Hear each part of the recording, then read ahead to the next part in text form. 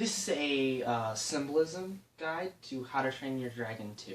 Just to give a bit of background really quickly, that is Hiccup's mother. This is Hiccup, the main character. That's Toothless down there, his little dragon friend. His father's name is Stoic. That is Volca, his mother. Once again, they haven't seen each other for 20 years. He is 20 years old, so basically she left him when she was a child. Technically, she didn't leave them. The dragon took her away and took her to this wonderful little area. She befriended dragons, and she's kind of perpetually trapped there, blah, blah. We'll talk about the symbols in a moment. I'm going to go ahead and play 3 minutes of this, and then after the 3 minutes are up, then we will talk symbolism. The snaffle fang lost his leg to one of Drago's wood-fist's iron traps. This rain cutter cut a ring slice by razor netting. And this poor grunt was blinded by a tree snake, and then left to die alone, scared. And what of this?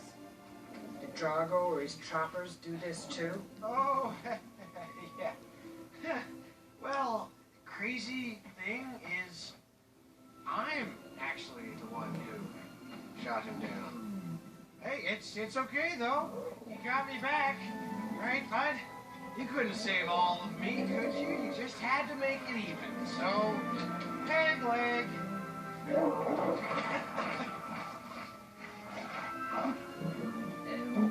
What did your father think of your Night Fury friend?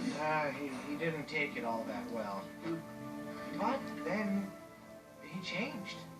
They all did. Pretty soon, everyone back home had dragons of their own. If only it were possible. No, really. Believe me, I tried as well, but people are not capable of change, Hiccup. Some of us were just born different.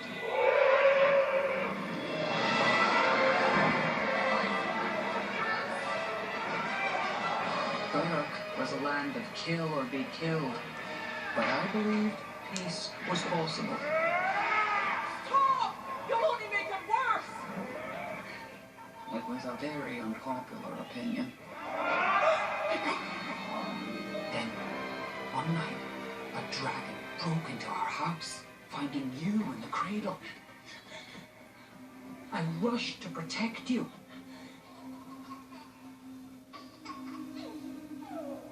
But what I saw was proof of everything I believed.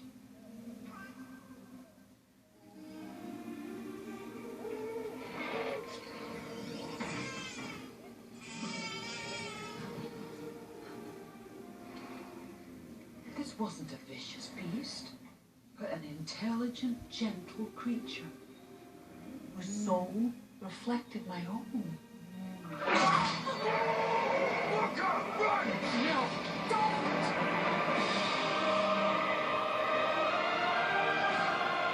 Hold on! No!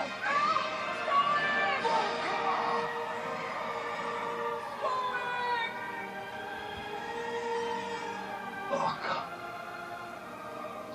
You and your father nearly died that night. All because I couldn't kill the dragon. It runs in the family. It broke my heart to stay away, but I believed you'd be safer if I did. How did you survive? Oh, Cloud Jumper never meant to harm. Okay, so that's basically where I'm going to go ahead and stop it. I'm going to go ahead and discuss about 3 major symbols. The very first one that I'd like to talk about is going to be Hiccup's peg leg and Toothless's little tail flap. So the very first one, basically, the Night Fury, which was Toothless, got shot down and by Hiccup, and he damaged the back part of his tail. Now that allows him to kind of move around and turn and basically glide, fly. It's what allows him to.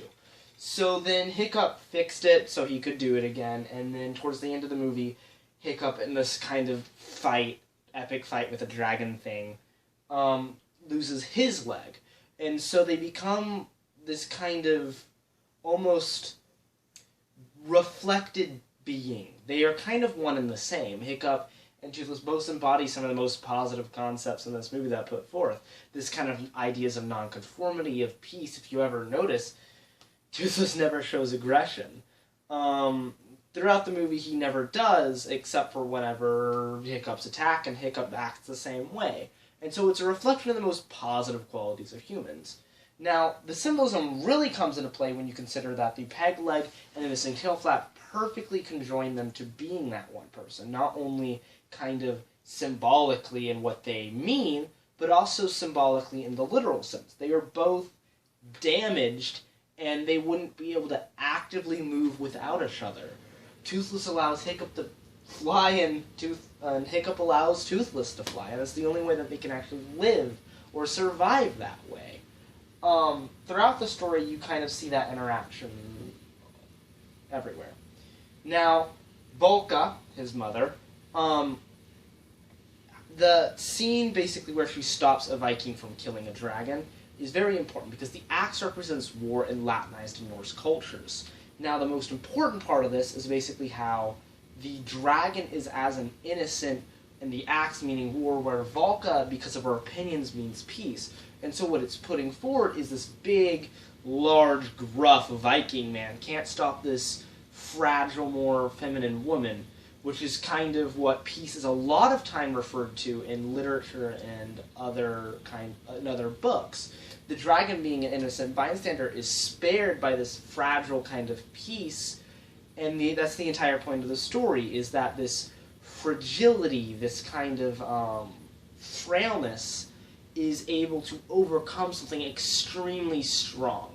Something small and kind of thin like Hiccup, and something small and long like Toothless are able to survive and overcome all these challenges. Now the third one has to come back to challenges. Hiccup has this small scar on his chin from the dragon basically accidentally cutting him.